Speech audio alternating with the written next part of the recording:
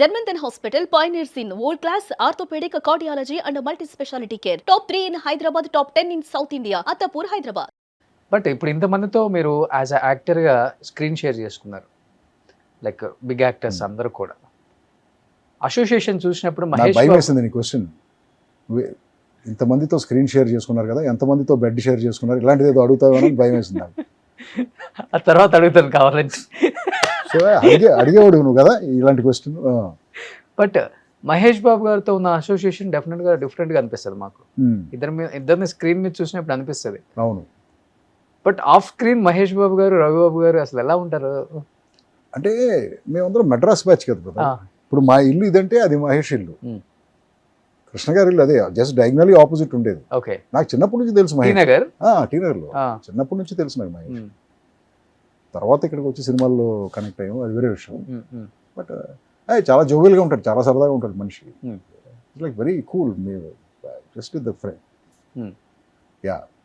But మురారిలో సీతమ్మ వాకిట్లో సిరిమల్ల చెట్టు ఇంచుమించు అంటే మీ కట్అవుట్కి, మీరు చేసిన క్యారెక్టర్స్కి, మీరు డైరెక్షన్ చేసే సినిమాలకి సంబంధం లేకుండా ఉంటాయి. మీరు యాక్ట్ చేసే సినిమాలలో ఒప్పుకోవాల్సి వస్తుందా సార్? అంటే క్యారెక్టర్ డిమాండ్ చేస్తుందా మిమ్మల్ని? డెఫినెట్గా రవిబాబు చేస్తేనే బాగుంటుంది ఈ క్యారెక్టర్ ఫీల్ అవుతారా యాక్టర్స్ కానీ డైరెక్టర్స్ కానీ? డైరెక్టర్ ఫీల్ అవ్వాలి brother. డైరెక్టర్ ఫీల్ అయితేనే మనకి ఆ క్యారెక్టర్ వస్తుంది, లేకపోతే ఎలా వస్తుంది? డైరెక్టర్ అనుకోవాలి ఈ క్యారెక్టర్కి ఇతను. కాస్టింగ్ అంటే అదే కదా మరి. కాస్టింగ్ అనేది ఒక పెద్ద ప్రాసెస్ కదా. కాస్టింగ్ మరి ఆ క్యారెక్టర్కి సరిపోయేవాడిని పెడితేనే కదా ఆ క్యారెక్టర్ పండుద్ది. సో డైరెక్టర్లు అనుకోబట్టి నాకు అలాంటి వేషాలు వచ్చినాయి.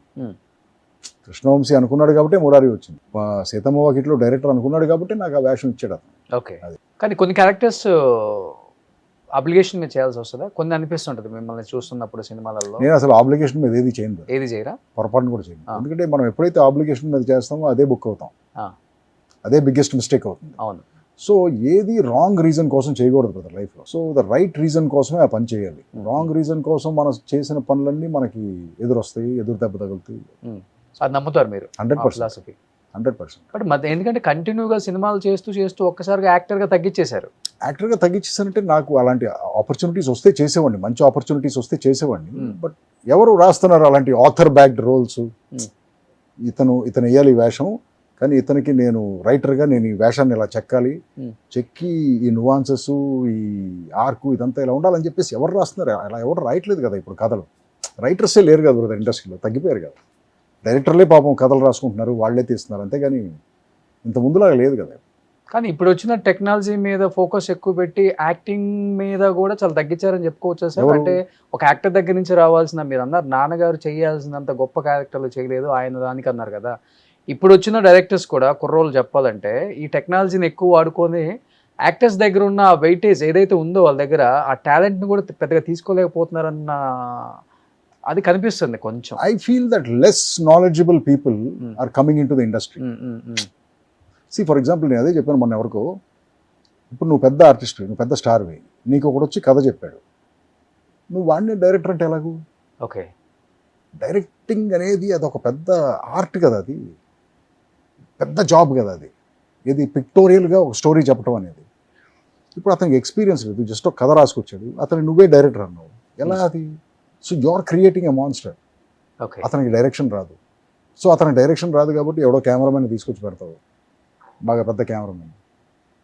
అతను చెప్తా ఉంటాడు షార్ట్, వీడింత కుప్ప తీసుకెళ్ళి ఎడిటర్ మొహన పడేస్తాడు, అతను ఏదో షార్ట్లు అసెంబ్లీ చేస్తాడు.